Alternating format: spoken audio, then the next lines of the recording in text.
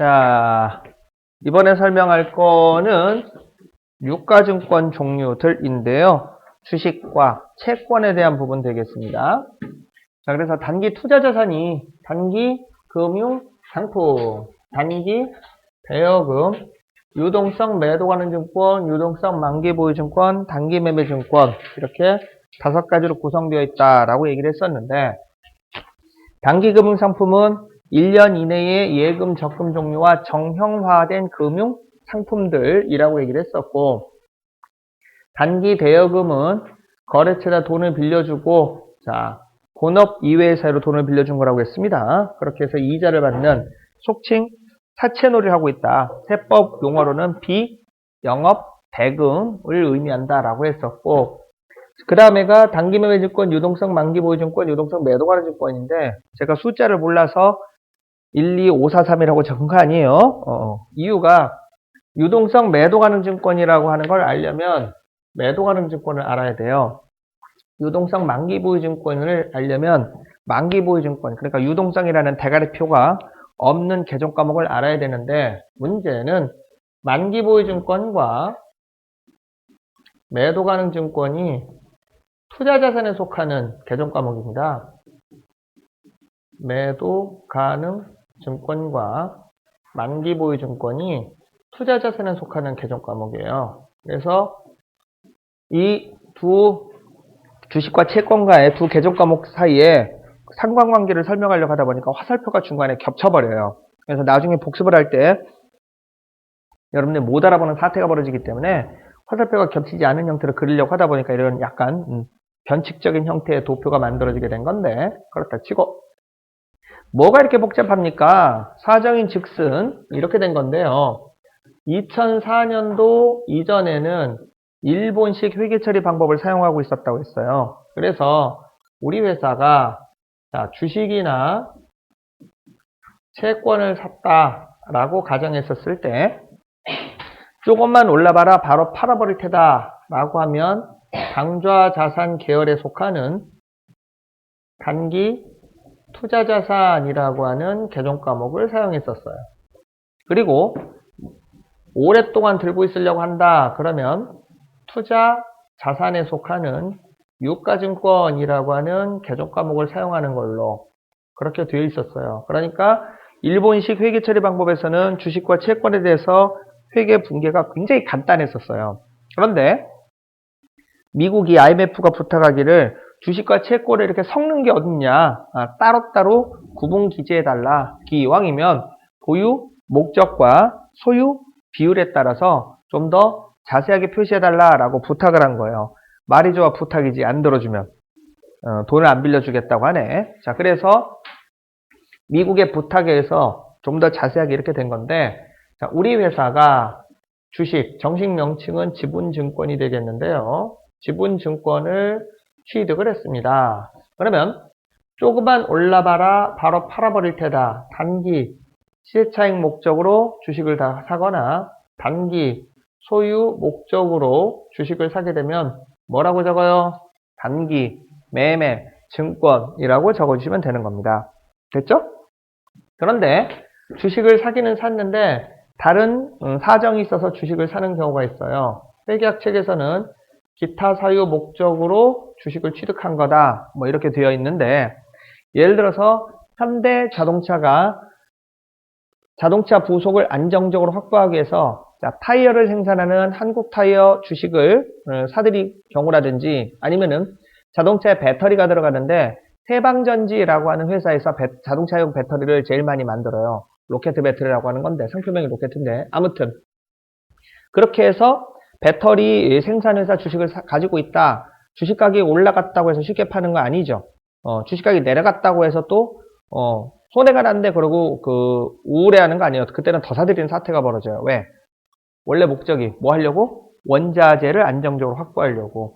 그럴 경우에는 뭐라고 적어요? 매도 가능 증권이라고 하는 계정 과목으로 잡아주면 된다라고 했는데, 이거 여러분들이 쉽게 외우라고 제가 좀 터무니없는 이 하나를 설명을 드렸었죠? 잠깐 얘기해 보세는데, 부자 연예인에 대한 얘기를 했어요. 세상에서 제일 쓸데없는 걱정이 재벌 걱정하고 연예인 걱정인데, 그죠? 그래서 연예인들 중에서 제일 부자, 서태지, 조용필 아닙니다. 연예인 중에 제일 부자는 지금은 안 나오는데, 이필립이라고 하는 애가 제일 부자라고 했어요. 인터넷 쳐보시면 나온다니까. 두 번째가 이제, 여기, 윤태영 아빠가 윤종용 씨. 그래서 우리나라의 전자 발전 쪽에 삼성전자가 회사가 커가는 과정에 엄청나게 기여한 IT의 3대 천재가 있는데, 한국 사람이 다른 나라 사람들에 비해서 정말 생존 능력 내지는 지적 능력이 정말 뛰어나요. 농담이나 뭐 외우는 거 이런 거 하나는 정말 기가 막혀. 오죽 하면은 사지선다. 신의 경지잖아. 토익이라고 하는 시험 있죠?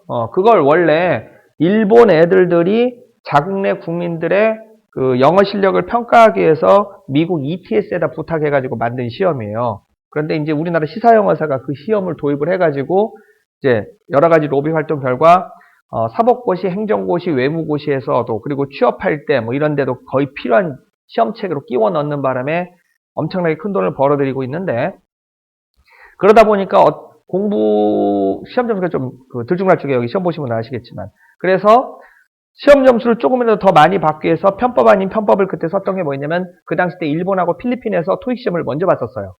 그러면 비행기 타고 원정을 가서 거기서 시험을 보는데 1차적으로는 편법으로 그걸 전부 다 베껴왔는데, 이게 이제 불법이다. 왜냐면 문제은행식으로 돼 있거든요. 문제가 한 3,000개 정도 되는, 그 중에서 임으로 랜덤으로 추출해서 시험을 봐요. 그랬더니 한국 사람 머리 하나 기가 막히게 좋잖아. 시험을 보고 나서 전문적으로 모 학원에서, 저기 강남에 가면 H모 영어 학원이 있어요. 그 학원에서 시험 응시자한테 돈을 주고서는 강사들을 파견을 하는 거예요. 시험 보는 대로. 그러면 토익 강사들이 그 시험 문제를 풀면서 문제를 통째로 외워와요.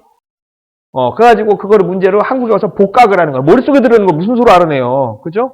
그래서 그 문제를 복원을 해가지고 책으로 냈다가 시사영어사에서 저작권법 위반으로 고소를 하면서 이제 사건이 불거진 사건이 있었는데, 그래서 그 ETS에서 한국에서 먼저 시험을 보도록 바꿨어요. 규정을. 그래서 토익 시험을 맨 처음에 우리나라에서 보고, 그 다음에 이제 2차, 3차 똑같은 문제를 가지고 필리핀하고 일본에서 시험을 보는데, 그 ETS 채점 기준 중에 그게 있대요. 한국 사람만 따로 모아서 채점을 한대요. 이유가 한국 사람은 SAT도 마찬가지인데 전혀 한 번도 본 적이 없는 문제를 맞추는 능력이 있대요.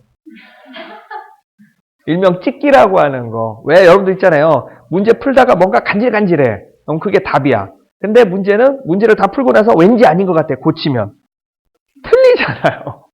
그래서 찍기 능력은 전 세계로 상상을 초월할 줄, 우리나라가 이게 촉이 좋은데 진짜로. 그래서 우리는 별거 아닌 걸로 생각하지만 서양 애들 보면은 한국 사람이 거의 그 괴물급 내지는 그 이상한 나라에 사는 사람들로 보여요. 저기 제 친구도 그 얘기 하는데, 분명히 저녁에 회식이라고 해서 갔는데 주구장창 마셔 그러고서는 아침에 속 쓰려 죽겠고 도저히 못 일어나서 저 술 때문에 아파서 쉬겠습니다. 너만 안 나왔어 이러더래요. 뒤늦게 가봤더니 다 나와서 일하고 있어. 도대체 이게 재정신인 사람들인가. 그러면서 술 먹을 때도 걔가 이제 제일 골치 아팠던 게 뭐냐면, 그냥 이렇게 사람들은 독한 술에다가 이제 얼음을 타서 홀짝홀짝 즐기는데, 한국은 그딴 게 어딨어. 병나발이지 뭐. 넘어가요. 아무튼 그래가지고 우리나라 사람이 그 아이디어라든지 머리 하나를 기가 막히게 좋은데, 문제는 뭘 창의적인 걸 만들어내지를 못해요. 남이 만들어 놓은 거 보고 그걸 발전시키는 건 정말 잘하는 교육의 병폐인데, 원래 인터넷이라고 하는 게 미국에서 군사 목적으로 자기네들만 쓰려고 만들었어요. 근데 까먹었다. 카이스트의 그 명예 교수로 계신 분이 있는데, 그분이 그 인터넷 개발 과정에 참가를 했다가 우리나라의 박정희 대통령 때 초청을 받아서 우리나라에 이제 완전히 돌아오셨는데, 박정희 정권에서는 컴퓨터나 좀 만들어달라, 텔레비전이나 좀 좋게 만들어달라는데, 그거 가지고 도저히 미국을 못 따라잡는다. 인터넷을 우리도 도입을 해야 된다. 그게 뭔데요? 했더니, 아무튼 내가 만들어 올 테니까 돈이나 줘봐. 그래가지고 그걸 만드는데, 이름이 무슨 교수인가 있어요. 그 교수님이 우리나라에서 인터넷을 미국 거를 조금 더 발전을 시켜가지고 우리나라 인터넷 세계 두 번째로, 미국 본토 말고 두 번째로 만들어냈는데, 그 당시 때 라우터라는 기계가 반드시 필요했었어요. 여기 옆에도 있는데, 라우터라는 기계가 원래 이거 방 하나만한 기계였었어요.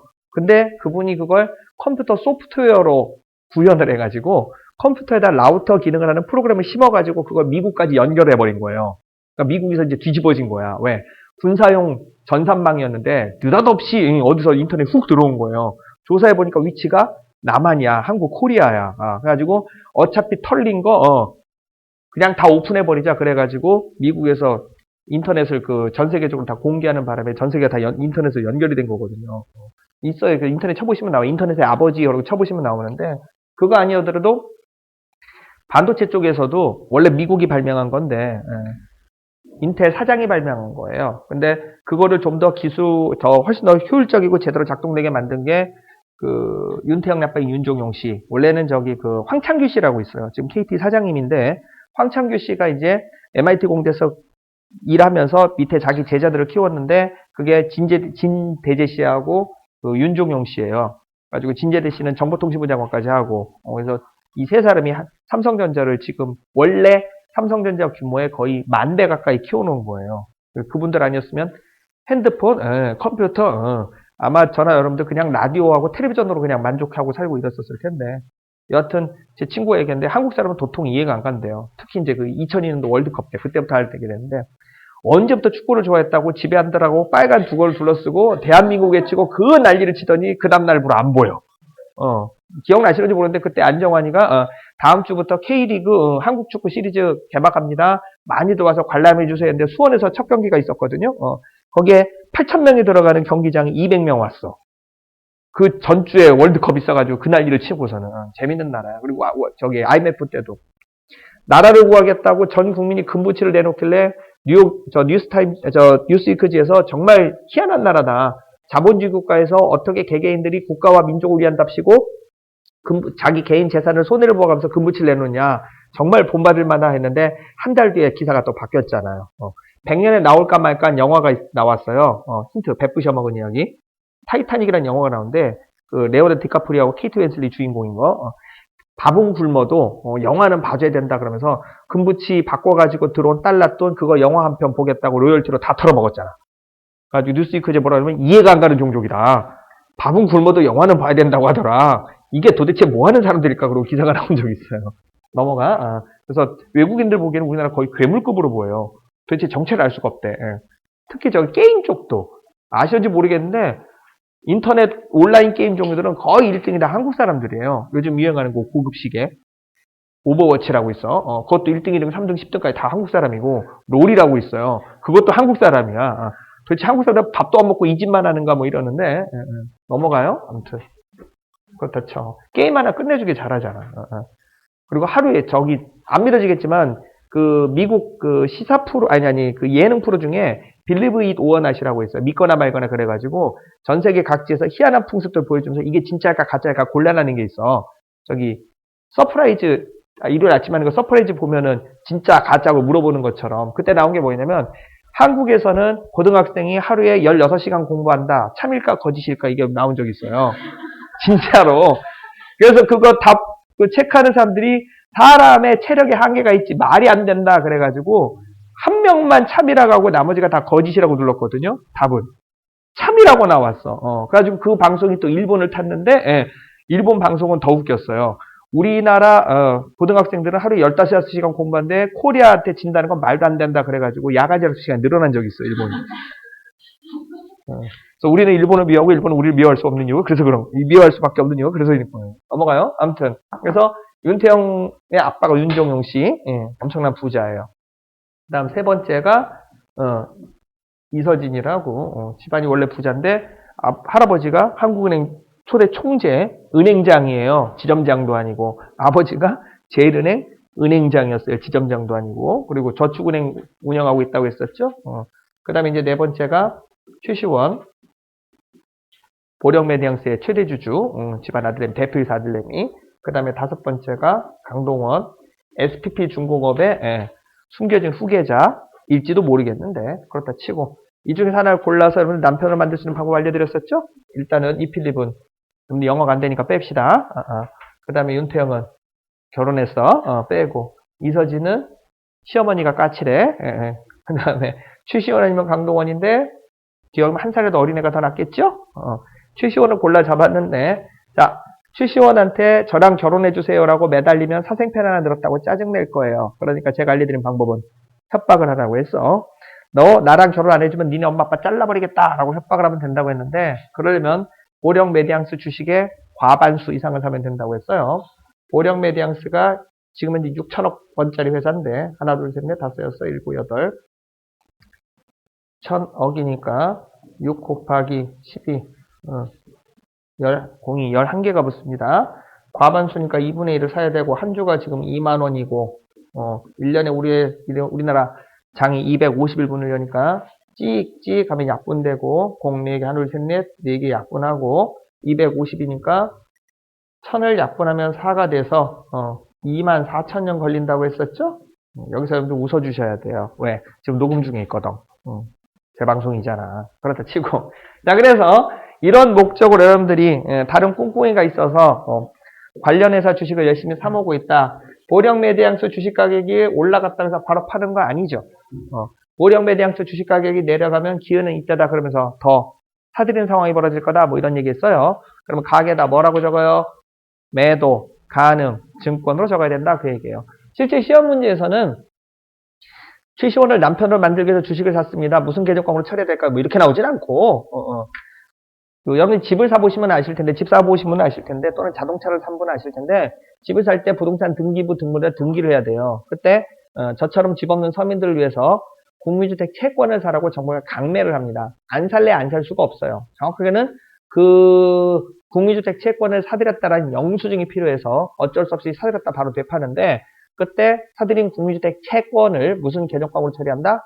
매도, 가능, 증권으로 처리하셔야 돼요. 그거 말고 자동차를 샀다고 칩시다. 그러면 자동차를 역시 등기를 해야 되는데, 그때 저처럼 자동차가 없는 서민들을 위해서 지하철을 뚫겠다고 지하철 공채라고 하는 걸 강매를 하게 돼요. 정확하게는 지하철 공채를 사들였다라는 영수증이 필요한데, 자, 그렇게 지하철 공채 사고 싶지 않은데 어쩔 수 없이 피눈물을 머금고 사야 됩니다. 가계부에다가 뭐라고 적어요? 매도, 가능, 증권으로 적어야 된다. 그런 얘기예요. 됐죠? 그리고 어느 나라인가 좀 어처구니 없는 게 아니라 합리적인지 어쩐지 모르겠는데, 그 나라도 인구가 줄어들어가지고 아마 일본의 어디 지자체일 거예요. 나이든 노처녀 노총과 결혼시키겠다고 그 구에서 자금이 필요하다고 그 자동차 등록을 할 때 무슨 채권인가를 사게 해요. 그 돈을 가지고 이제 노처녀 노총각들 소개팅을 무료 주선한다고. 우리나라도 조만간에 세금 부과될지 몰라. 독신세라고. 아, 정말이에요. 독신세라고 세금 만들 뻔했다가 장난하냐 그러고서는 욕 뒤아지가 더 먹고 취소한 적이 있었어요. 우리나라도. 여러분 잘 모르지만. 그래서 서울 시내에 주소지를 두고 있고 만 30살 이상의 미혼 남녀한테 1년에 10,000원씩 걷자. 뭐하게 저기 난임 부부들 임신 시술 지원해 준다고. 장난하냐? 돈이 없어서 결혼 못하고 근데 거기서 또 세금을 뜯어간다고 뭐 이래가지고 한번 들고 일한 적 있었는데, 아무튼 그렇다 치고 재밌는 나라예요. 그죠? 담배 핀다고 세금 붙이고 술 마신다고 또 세금 붙이고, 아세요? 조만간에 붙을 세금이 2가지가 더 있는데, 설탕 많이 들어간다고 설탕세 붙이고, 지방성분 많이 들어간다고 지방세, 비만세 붙일 거예요. 아, 정말로 제정신이 아닌 나라야. 넘어가요. 자, 아무튼 그래서 기타 사유 목적으로 주식이나 채권을 사들이면 매도, 가능, 증권이 되는데요. 자, 문제는 너무 많이 사모았다네. 자, 그래서 기타 사유를 목적으로 20%를 초과하거나, 또는 소유 주식을 조금 갖고 있긴 하지만은 뭔가 사정이 있어서 강력한 영향력을 행사할 수 있는 경우가 있어요. 창립주의 아들이든가 관계자들이든가 아니면은 뭐 그 회사에서 필요한 원천 기술을 쥐고 있다든가 뭐 이런 경우가 되겠는데, 그때는 특수회계 분야에서 사용하는 지분법 적용 투자주식이라고 하는 개정 과목을 사용해 주셔야 돼요. 자, 그래서 보시는 것처럼 주식은 총 3개의 개정 과목을 나누어서 회계 처리하도록 되어 있는데요. 그러면 유동성 매도가는 증권은 뭐냐? 아까 방금 부자 연예인 케이스로 설명을 드렸었는데, 최시원이가 결혼한다고 발표한 거예요. 아니면 군대 간다고 발표한 거예요. 실제로 군대가 있지만. 그러면 더 이상 들고 있을 이유가 없어졌죠? 그러면 올해 안에 팔겠습니다 라는 취지로 투자 자산에서 당좌 자산으로 바꿔 놓아줘야 돼요. 이걸 유동성 재배열이라고 부르는데 연말에, 기말에 주식을 팔 예정이면 한 번씩 해주셔야 돼요. 그거 말고도 이제 이런 거죠. 현대자동차가 자동차를 만들어서 파는데 타이어가 꼭 필요해서 한국 타이어로부터 타이어를 납품받고 있어요. 제때 납품받기 위해서 한국 타이어 주식을 몽땅 사서 들고 있었는데 자동차 생산량이 폭주하면서 외부에서 사오는 타이어 구입량 가지고는 택도 없는 거예요. 그래서 이사회를 연 결과 현대타이어라고 하는 타이어 회사를 설립하기로 이사회에서 결정이 난 거예요. 그러면 더 이상 타이어를 외부에서 사올 이유가 없어졌죠. 그러면 타이어를 안정적으로 확보하기 위해서 사들였던 주식을 몽땅 내다 팔 건데 그때 매도 가능 증권을 유동성 매도 가능 증권으로 바꿔 놓아주면 되는 거예요. 그럼 이제 회계상 용어로 당좌 비율이 증가했다. 이 회사가 현금 유동성이 늘어났다, 증가했다 이렇게 표현하는 거예요. 이해되셨죠? 자, 그 다음에 채권 되시겠습니다. 채권의 진짜 이름은 지분 채무증권이에요. 채무증권이 되겠는데 원래는 이자 받아 먹을 목적으로 사는 게 원래 원칙이에요. 이자 수익을 목적으로 채권을 사게 됩니다. 그런데 채권도 주식처럼 가격이 오르락내리락 해요.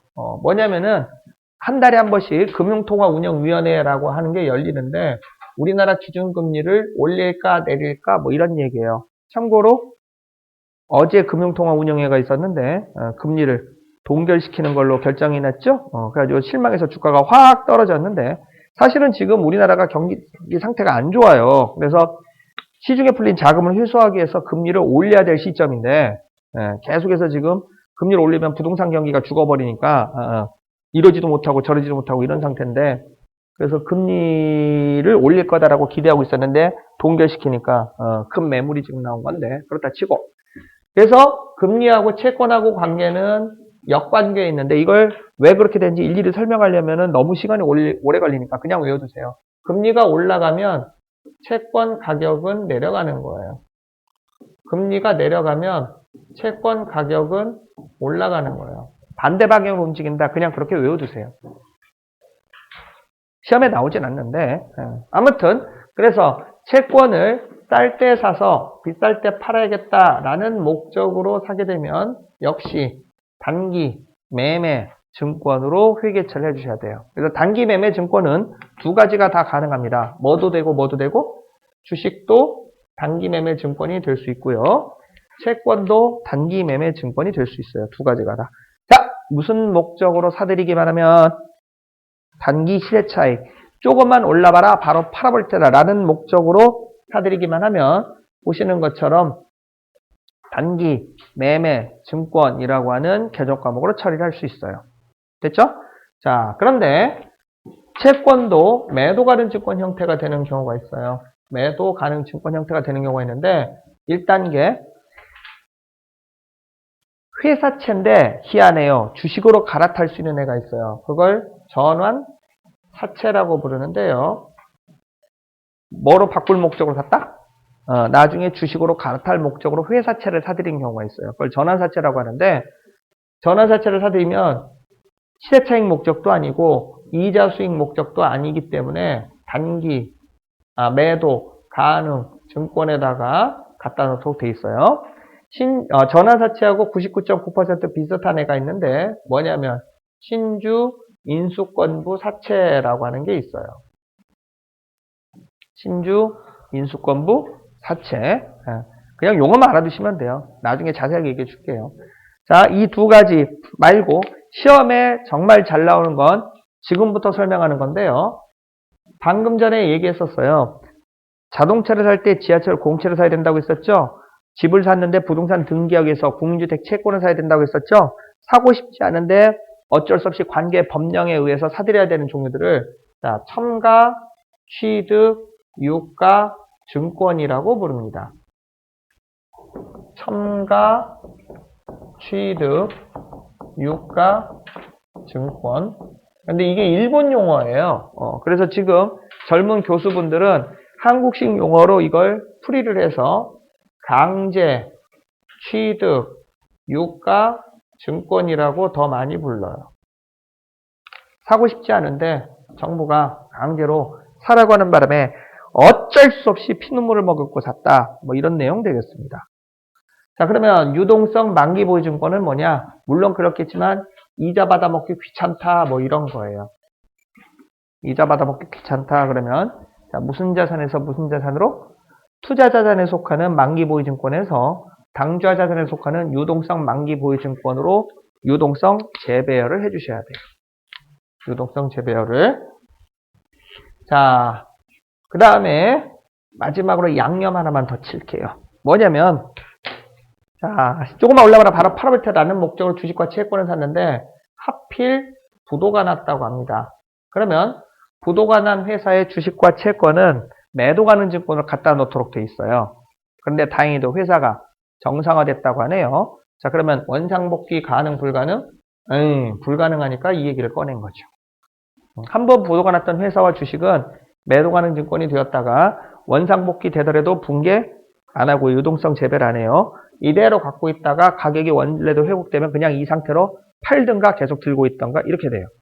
그런데 이자 받아먹을 목적으로 채권을 샀다고 합니다. 그러면 만기 보유 증권이라고 적으려면 만기까지 보유할 의사와 만기까지 보유할 자금 능력이 있는 상태에서 채권을 산 경우에만 만기 보유 증권이 될 수 있다라고 회계학 책에서 정의를 내려놓았는데 하필 재수없이 부도가 났다고 합니다. 이 채권이.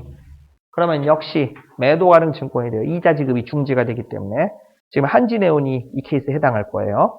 자, 문제는 회사가 정상화됐다고 합니다. 이자가 다시 재지급이 됐다고 합니다. 원상복귀 가능 불가능 이거는 가능하다 이렇게 돼 있어요. 그래서 전산세무 2급 작년 문제 12월달 문제 이게 나왔었어요. 이게 나왔었어요. 자, 그렇게 해서 단기 투자세에 대한 얘기 설명을 했는데 이게 중급 회계책에 보면은 이 부분만 약 60페이지에 걸쳐서 설명을 해 놓았습니다. 그걸 제가 한눈에 알아볼 수 있게 도표로 만들어 놓은 거예요. 자, 필요한 거 필기하시고 사진 찍으시고 연말에 주말에 심심하다 내지는 잠도 안 오는데 하신 분들은 A4 용지 꺼내서 이거 한번 그려보세요. 10분 안에 자요. 부작용이 없는 수면제예요. 단언컨대 장담하건대 요거 혼자서 그릴 수 있으면 대학교에서 가르치는 회계 수업 일주일치를 한꺼번에 습득을 한 게 되는 거고요. 이해가 되는 거고요. 또 하나는 그게 쉽지가 안 될 거예요, 아마. 그래서 졸리면 이거 꺼내서 그려보시면 됩니다. 자, 사진 찍으실 분들은 나와서 찍으시면 되겠고요. 거기 포토라인 넘어오면 안 돼요. 포토라인 선도 그어놔야 될 것 같아요. 농담이고.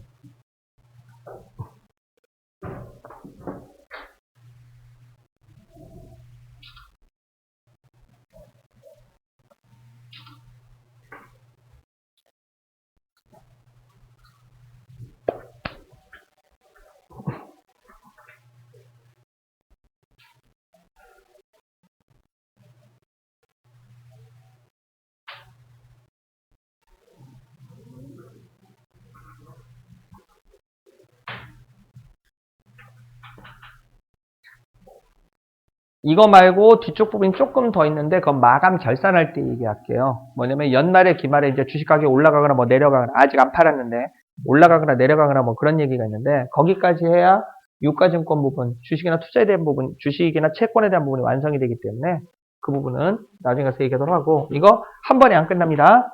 똑같은 얘기 한 8번 정도 계속해서 반복적으로 나올 거예요.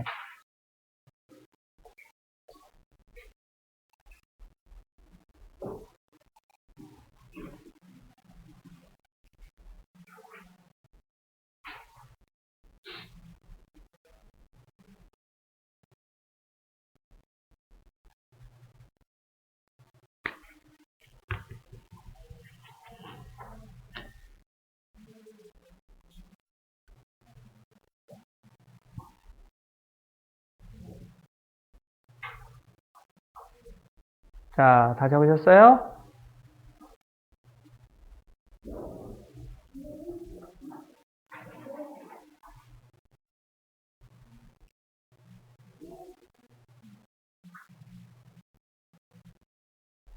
자, 다 됐죠? 자, 그러면 이번에 설명할 거는 외상매출금과 미수금, 받을 어음 이 세 개 개정 과목을 동시에 한꺼번에 설명하려고 하는데요. 그러려면 여러분들이 부가가치세라고 하는 세금에 대해서 좀 기초적인 내용을 알고 가셔야 돼요. 그런데 지금 당장 부가가치세 파트를 설명하기에는 조금 무리고 다음 주에 아마 수요일날이나 목요일날쯤 될 거예요. 메인 매출점표라고 하는 거 설명하면서 부가가치세에 대한 징수 구조라든지 부가에 관련된 내용을 설명을 할 건데 그 전에 우리가 지금 분계 예제 문제를 연습을 하려면 부가가치세 부가가치세 과세와 면세라고 하는 항목에 대해서 알아야 돼요. 부가가치세 1977년도 7월 1일자로 도입된 세금이 되겠는데요. 그 전까지는 여러분들 입고 먹고 마시는 물건에 세금이 붙어 있질 않았었어요. 그런데 박정희 정권 때 부가가치세 세율 10%를 해서 세금이 도입이 됐는데 모든 물건에 세금이 붙는 게 아니라 대부분의 물건에 세금이 붙어요. 대부분의 물건에. 그러니까 부가가치세가 붙지 않는 물건도 존재한다는 건데 그 부분을 객관식 문제로 물어봐요. 그래서 있는 그대로 설명을 하게 되면 이 부가가치세 부분에 대해서 면세 파트 부분을 있는 그대로 설명하면 여러분들이 작년 말 기준 1842가지 면세 품목을 전부 다 한 번이라도 읽어야 된다는 문제가 생겨요. 그래서 시험에 면세가 나오면은 한 번 보지도 않았는데 맞출 수 있도록 제가 논리 하나를 설명을 드릴 텐데 자, 부가가치세 이렇게 알아주세요. 날 것, 땡땡, 불 근처도 안 간 거, 이건 부가가치세 면세예요. 원칙적으로 면세예요. 원칙적으로 면세예요. 그리고 불에 익힌 거, 이거는 원칙적으로 부가가치세가 붙어요. 날 거는 부가가치세가 안 붙고요. 익힌 거는 부가가치세가 붙어요.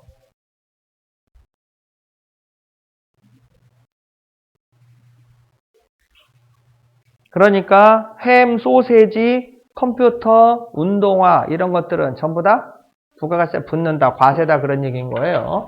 자, 차근차근 종목들을 나눠서 설명드리면은 날 것, 대부분이 기초생활 필수품이에요. 날 건데 대부분 기초생활 필수품들인데 이거는 이제 면세입니다. 뭐가 있냐면은 생쌀, 생쌀은 면세예요. 어제 그래서 저기 쌀 하나 주문했는데 그 라인 캐릭터 중에 브라운이라고 있어요. 곰돌이. 그 곰돌이표 쌀을 팔더구만 네이버에서 3kg짜리 가지고 어제 10포대 주문했어요. 나오면 하나씩 보여줄게요. 그렇다 치고 쌀은 과세 면세? 면세입니다. 생쌀이니까. 그런데 여기다 물을 붓고 푹 삶아서 김밥을 만들었습니다. 삼각김밥을 만들었습니다. 햇반을 만들었습니다. 과세 면세. 그건 과세란 얘기예요. 왜? 푹 삶았으니까. 그 다음에 고등어요. 어물전에서 파는 걸 얘기하는 겁니다. 이마트 지하 식품 매장에서 파는 거. 생물 고등어. 잡자마자 비린내 나는 그 고등어를 얘기하는 건데 그 고등어는 과세 면세. 당연히 면세. 왜? 불에 익히질 않았으니까. 근데 고등어 통조림은 불에 푹 삶아서 고등어 통조림을 만들죠? 과세 면세? 그거는 과세예요. 그건 과세예요. 그 다음에 배추. 요새 엄청나게 비싸죠? 배추는 과세 면세. 당연히 면세죠. 날 거니까. 그 다음에 김. 바다에서 김을 뜯어다가 김발에다가 말린 거를 의미합니다. 시장에서 팔고 있는 백장 단위. 한 톳이라고 부르는데 그러면 김은 과세 면세? 당연히 면세. 그런데 이 김에다가 들기름을 바르고 소금을 뿌린 다음에 잔인하게 한 번도 아니고 두 번이나 앞뒤로 구운 게 있어요. 뭐 동원 양반김, 회법에서는 조미김이라고 부르는데 동원 양반김은 과세 면세. 과세예요. 왜? 불에 구웠잖아. 됐죠? 그래서 김은 면세, 동원 양반김은 과세. 그 다음에 수돗물. 수돗물은 정수장에서 물을 정수만 해서 보내주지 끓여서 보내지는 않죠. 그런데 동서 옥수수 수염차 뭐 이런 거 그거는 옥수수를 넣고 펑펑 끓여서 만든 거죠. 과세 면세. 당연히 과세예요. 그거는. 수돗물은 안 끓였으니까 면세. 옥수수 수염차는 끓였으니까 과세가 되는 거예요. 그 다음에 김치. 배추에다가 소금 뿌려놓고 김치 속을 버무려 놓은 거에 불과합니다. 불에 굽지를 않았죠. 그래서 김치도 면세예요. 한국 사람한테는 김치가 그냥 밥을 먹을 거 아니야. 그죠? 그리고 불 근처도 안 갔기 때문에 면세인데 저 김치를 볶으면 팔죠? 편의점에서 볶은 김치 과세 면세. 그거는 과세로 돌아서요. 왜? 볶았으니까. 불에 됐으니까. 이해되셨죠? 이런 식으로 접근해 주시면 돼요. 자, 그런데 시험에 나오는 건 이게 나오는 게 아니라 예외가 나옵니다. 날거지만 불 근처도 안 갔지만 이거는 사치품이다. 그래가지고 자, 논리상 면세인데 회법상 과세로 만들어 놨어요. 국가가치세법에서는 이거는 사치품으로 간주하겠다. 날거지만 사치품이다. 뭐 이런 내용이 되겠는데 첫 번째가 뭐냐면 생선회예요.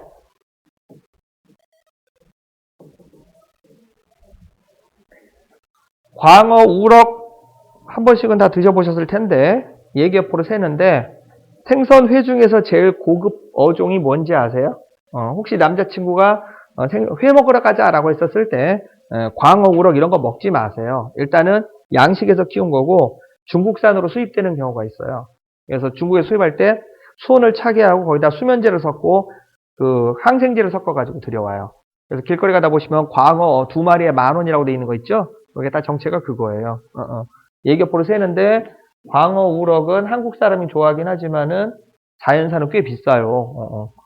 이거보다 조금 맛이 더 좋은 생선이 있는데 혹시 아시는지 모르는데 돌돔, 돛돔, 감성돔 이 정도는 드셔주셔야 돼. 삼시세끼 어촌편 보면 이렇게 줄무늬가 있는 생선 있어요. 개가 개야. 근데 얘보다 조금 더 맛있는 생선이 있어요. 혹시 아세요? 다금바리, 국바리. 그 다음에 하나 또 까먹었다. 갑자기 기억이 안 나는데 이게 물고기 큰 거 하나 있거든요. 에이, 기억나네. 방어는 대충 요거와 여기 사이쯤에 잡혀요. 한참 여름철에 요새 괜찮을 거예요. 도토마니. 그 다음에 여기와 여기 사이에 들어가는 게 민어라고 하는 생선이 있어요. 얘도 또 꽤 괜찮아요. 여름에 회 처먹을 수 있는 거의 유일한 생선인데 이거보다 이제 차원이 달라지는 생선이 2가지가 있는데 갈치하고 고등어예요. 멸치도 들어가고. 우와, 그 비린 걸 어떻게 먹어야 할지 모르는데 이 갈치, 고등어, 멸치처럼 치자가 들어간 생선 종류는 성질이 더러워서 물 밖에 나오자마자 바로 죽어버려요. 근데 저거 회를 쳐먹을 수 있어요. 회를 치려면 생선이 살아있어야 되거든요. 그쵸. 회를 치려면 갈치, 고등어, 멸치를 잡아야 되는데 그러려면은 배를 띄워야 돼요. 그러니까 다른 생선들하고는 차원이 다르게 이 생선들을 회로 맛을 보려면 어선 배를 빌려서 배를 띄워야 되는데 배 한 번 빌리는데 60만 원에서 100만 원이거든요. 그러니까 함부로 먹을 수 있는 게 아니야. 진짜 럭셔리. 넘어가요. 그렇다 치고 하나 더 생선 얘기해 주려고 했는데 까먹었네. 아무튼 남자친구가 회 먹으러 가자 그러면은 오빠 요즘 입맛도 없는데 이 정도는 먹어주러 가자 이러면 돼요. 그럼 남자들이 제일 싫어하는 단어가 횟집에 걸려 있을 거예요. 혹시 남자들이 제일 싫어하는 단어가 뭔지 아세요? 시가. 어떻게 나올지 감이 안 잡혀. 킬로그램당 한 다금바리 같은 경우 킬로그램당에 한 30만 원에서 저기 안 잡힐 때 한 70만 원까지도 가요. 1kg에. 아무튼 뭐 이래요. 넘어가. 내 돈 내기 먹긴 아깝고 남자친구가 사줄 때만 그렇다 치고. 자, 그래서 생선을 회를 친다. 참치도 얼린 건데 사치품에 들어가기 때문에 참치회 과세입니다. 생선회가 날거지만 과세예요. 두 번째로는 돼지고기, 쇠고기는 정육점에서 파는 거 면세인데 이 돼지고기, 쇠고기를 식당에서 판매하면 과세로 돌아섭니다. 살림해 보신 분은 잘 아실 텐데 밥 요리 만들 때보다 설거지하는 게 더 귀찮거든요. 그래서 외식을 하게 되면 설거지 안 해도 되잖아요. 그죠? 식당에 가서 돼지고기, 쇠고기를 사 먹으면 거기서 와서 알아서 다 서빙해주고 다 구워주고 설거지까지 다 해주기 때문에 집에서 구워 먹을 거지 뭐하러 바깥에까지 기어 나와서 먹느냐 뭐 이런 건데 얘기 앞으로 새는데 저기 우리 집에 사람들이 와서 가끔 놀러 오는데 우리 집에 와서 그 황당해하는 아이템이 두 가지가 있어요. 하나는 그 방이 4개가 있는데 제일 작은 방이 하나 있는데 거기가 이제 바람이 잘 통해요. 그래서 석고로 쓰고 있다가 그 스캐너를 사가지고 전부 다 전자책 형태로 만들어서 지금 하드디스크에 저장해 놓고 나고 책을 다 팔아 치웠어요. 그랬더니 작은 방이 지금 남은 상태인데 뭐로 할까 하다가 고기구이 전용방으로 쓰고 있어요.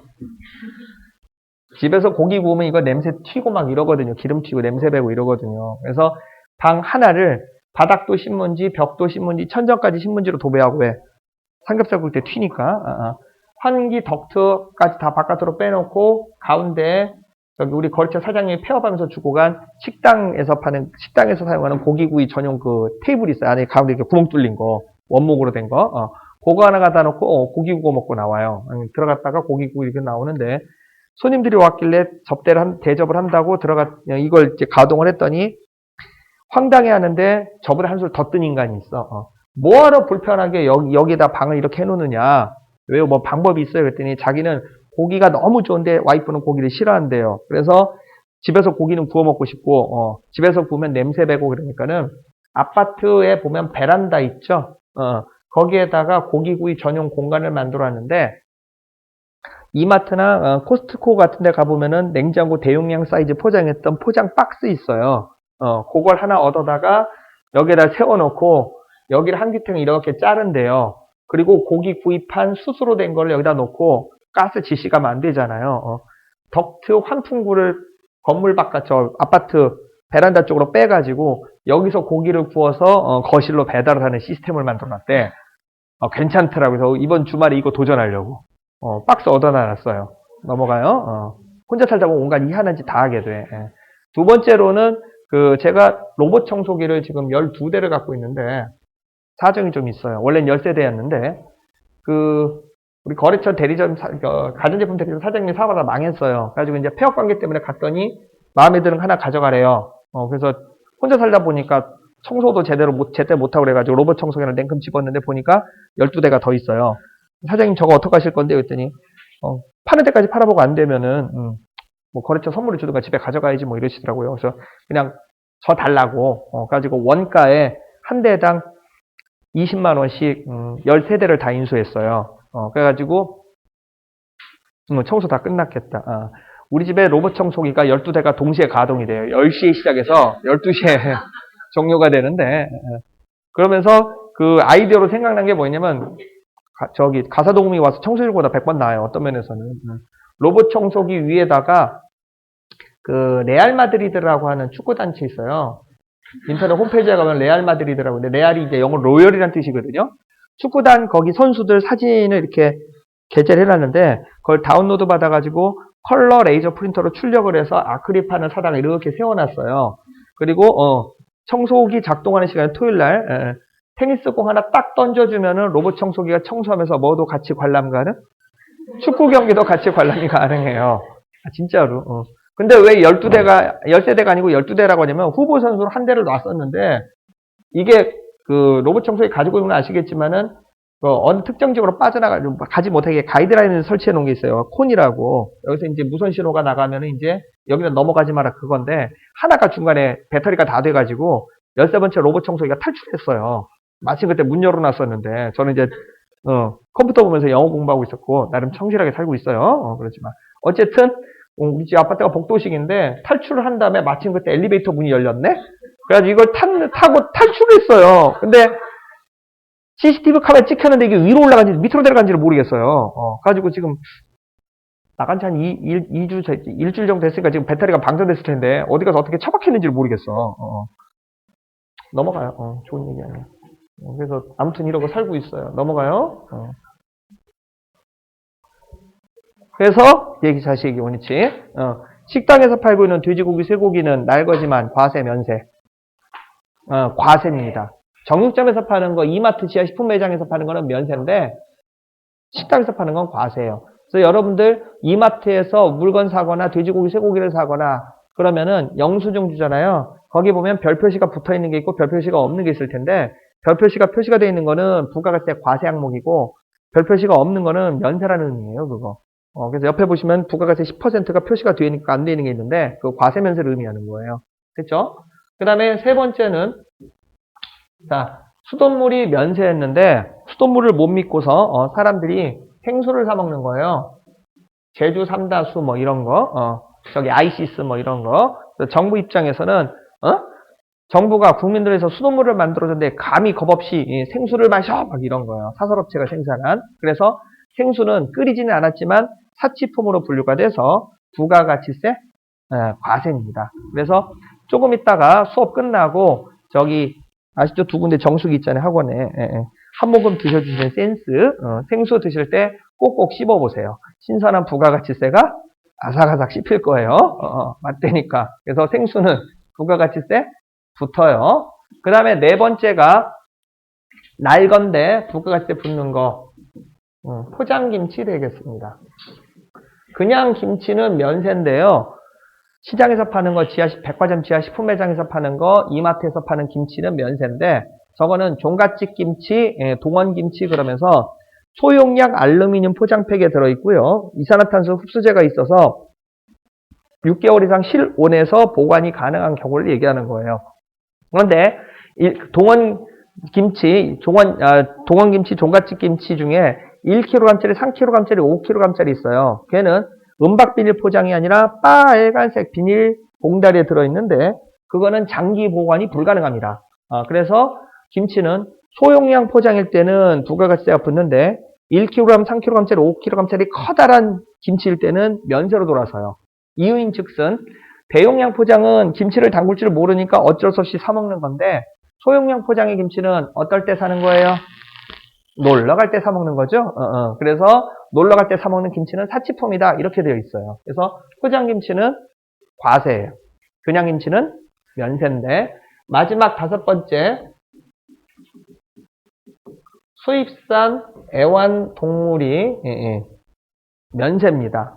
잠깐 이 부분 농수산물에 대한 얘기를 하면 농수산물 종류가 두 가지로 갈리는데요. 자, 식용이 있고 비식용이 있고 두 가지로 나뉘어져요. 그러면 다시 얘가 국내산과 국산과 수입산으로 나뉘어지는데 국내산과 수입산, 국내산과 수입산 이렇게 나뉘어지는데 그러면 총 조합이 몇 가지? 네 가지가 나옵니다. 그래서 국내산 식용 농수산물 당연히 면세인데요. 예를 들어서 횡성 한우, 그 다음에 경기도 이천 쌀, 뭐 이런 종류들이에요. 이건 이해되시죠? 자, 그런데 수입산 식용 농수산물이에요. 예를 들어서 지금은 한참 제철인데 칠레 포도, 브라질산 오렌지, 미국산 소고기, 호주산 소고기 뭐 이런 경우인데 과세 면세. 사치품이면 과세고 생필품이면 면세고요. 간단해요. 횡성 한우가 면세죠. 미국산 소고기. 자, 횡성 한우가 비싸요? 미국산 소고기가 비싸요? 횡성 한우가 비싸요. 근데 횡성 한우는 면세죠. 그죠? 그럼 미국산 소고기에 여러분들이 사 먹는데 저도 사 먹는데 왜 사 먹어요? 국산 한우보다 싸니까. 근데 비싼 한우는 면세고 수입산 소고기 싼 거는 서민들이 집어먹는데 세금 붙이면 뭔가 형평성이 안 맞잖아요. 그래서 사람 입으로 들어간 건 국내산이 됐든 수입산이 됐든 전부 다 면세예요. 의외로 그런 거 많아요, 지금. 칠레 홍어, 노르웨이산 고등어, 노르웨이산 연어 이런 거 다 면세예요. 다 면세예요. 자, 그런데 수입산 비식용 농수산물 예를 들어서 브라질산 앵무새